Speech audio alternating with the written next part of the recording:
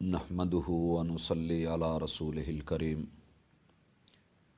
وأشهد أن لا إله إلا الله وحده لا شريك له وأشهد أن محمدا عبده ورسوله صلى الله عليه وسلم. أعوذ بالله السميع العليم من الشيطان الرجيم. يا أيها الذين آمنوا قوا أنفسكم وأهليكم نارا. قال النبي صلى الله عليه وسلم: كلكم راع وكلكم مسؤول عن رعيته. روک سکتے ہو تو روکو، روک سکتے ہو تو روکو بارش کی ان پہلی بوندوں کو، کچی مٹی تو مہکے گی، یہ ہے اس کی مجبوری۔ ناظرین، اولاد اور والدین کا رشتہ ایک عظیم اور لازوال رشتہ ہے۔ اس کی بنیادیں جہاں محبت، پیار اور اخلاص میں بڑی گہری ہوتی ہیں، وہیں اس رشتے کا تقاضا ہے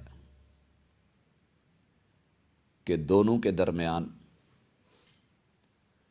تربیت کے پہلو کو کبھی بھی نظر انداز نہ کیا جائے، کیونکہ تربیت کا یہ پہلو اولاد کا بنیادی حق ہے، اور والدین کی یہ بہت بڑی ذمہ داری ہے۔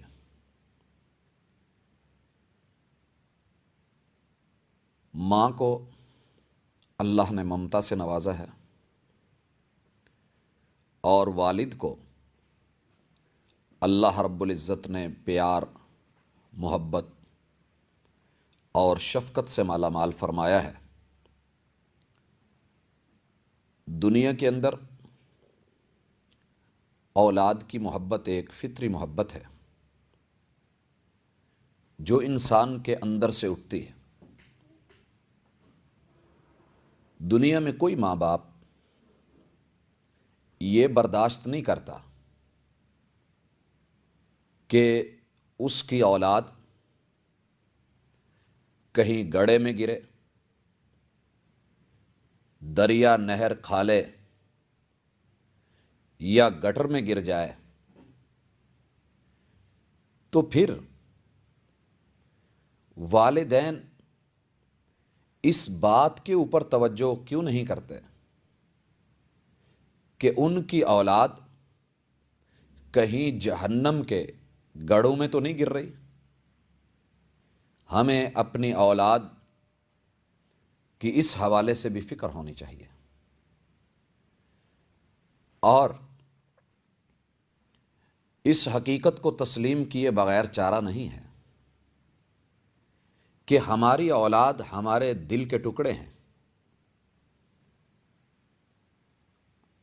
عربی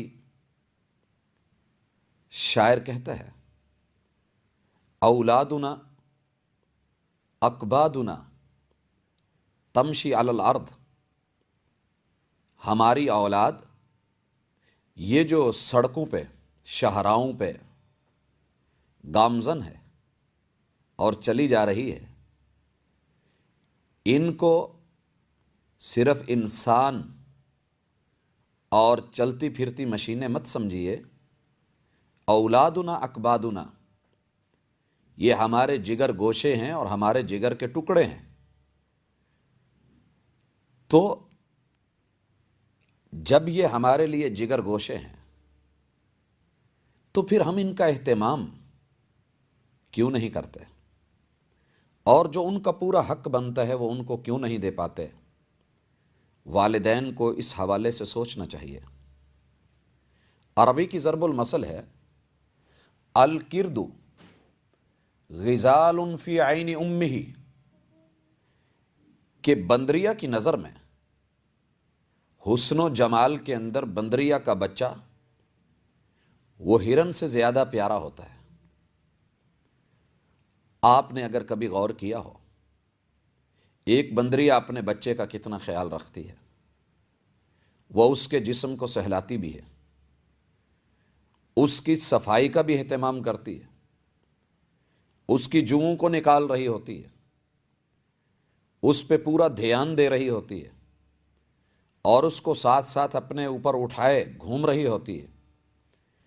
تو کیا ہم اپنے بچوں کو اتنی بھی اہمیت نہیں دے سکیں گے اس دنیا کی مصروفیات میں اور مادی زندگی کی دوڑ میں؟ ہم اپنی اولاد کو وہ ویلیو بھی نہیں دے سکیں گے جو ایک جنگل کے اندر بندریا اپنے بچے کو دے دیتی ہے؟ اگر ہم نے پرواہ نہ کی تو یقین کیجئے اور بھی شاید کوئی ان کی پرواہ نہیں کرے گا۔ اگر ہم چاہتے ہیں کہ اللہ تعالی ہمارے معاملات کی اصلاح فرمائے، ہمارا کل بہتر بنائے، تو ہمیں کل کی نوجوان نسل اور آج کی نرسری اس کو پوری توجہ دینی ہوگی۔ ناظرین، یہ بھی حقیقت ہے کہ اولاد انسان کے لیے نعمت کبریٰ ہے، اور اللہ کی نعمتوں کی زکوٰۃ اس کا شکر ہوتا ہے۔ اس کے لیے زکوٰۃ النعم المعروف، اللہ کی نعمتوں کی زکوٰۃ یہ ہے، اور اس کا شکریہ یہ ہے کہ انسان نیکی میں آگے بڑھ جائے، اچھائی اور بھلائی میں سبقت لے جائے۔ تو ہمیں اپنی اولاد کی زکوٰۃ دینی ہے، رب کی بہت بڑی نعمت ہے، اور اس کی زکوٰۃ یہ ہے کہ ہم اس کو صالح بنا دیں، مصلح بنا دیں، اور اس کے بہتر مستقبل کے لیے اس کے آج کو اچھا کر دیں۔ یقیناً آج کا اچھا بچہ یہی کل کا اچھا نوجوان ہوگا، اور کل کا بہترین نوجوان پرسوں کا بہترین باپ بن سکتا ہے۔ یہی مثال آپ بچیوں میں لے لیں۔ آج کی اچھی بچی، تربیت یافتہ بچی، کل کی بہترین جوان ہوگی، اور کل کی نوجوان پرسوں کی اچھی ماں ہوگی۔ اگر ہم آئندہ دنوں میں اپنے معاشرے کو اچھے ماں باپ سے نوازنا چاہتے ہیں اور ان کو بہترین سٹیج پہ دیکھنا چاہتے ہیں، تو ہمیں اس معاملے کو ڈیلے نہیں کرنا ہوگا، اس کی آج ہی خبر لینی ہوگی اور اسے ابھی سے سٹارٹ کرنا ہوگا۔ لہٰذا ہماری یہ ملاقات جو کہ اطفال کی تربیت کے حوالے سے، بچوں کی اصلاح کے حوالے سے ہے، اس میں چند نکات مد نظر رہیں۔ تربیت کی طرف قدم اٹھائیے، ضرور اٹھائیے، لیکن سب سے پہلی بنیاد یہ ہے کہ تربیت کرنے والے کو خود بھی تربیت یافتہ ہونا چاہیے۔ جو شخص خود تربیت سے محروم ہوگا، عربی ضرب المثل ہے فاقد الشیء لا یعطیک، جو بیچارہ خود محروم ہے اور اس کا دامن خالی ہے، وہ کسی اور کے دامن میں کیا ڈالے گا؟ لہٰذا جس کی اپنی تربیت نہیں ہو سکی، جس کی اپنی اصلاح مطلوب ہے، جس کی اپنی درستگی ابھی باقی ہے، وہ کسی اور کی اصلاح کیا کر پائے گا؟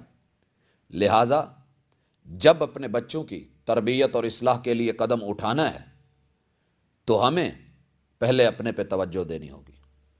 کیوں؟ جیسی کوکو ویسے بچے، جیسا درخت ویسا پھل، اور جو ہنڈیا میں ہوگا وہی چمچ میں چڑھے گا۔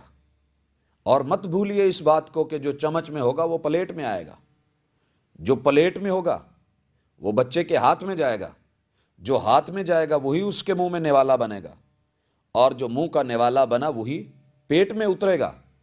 اگر وہ صحیح ہوا تو یقیناً جزو جاں بنے گا، جزو بدن بنے گا اور صحت کا سبب بنے گا۔ لیکن معاملہ برعکس ہوا تو وہ بدن میں جا کے فائدہ دینے کی بجائے اس کو فساد کی راہوں پہ لے جائے گا۔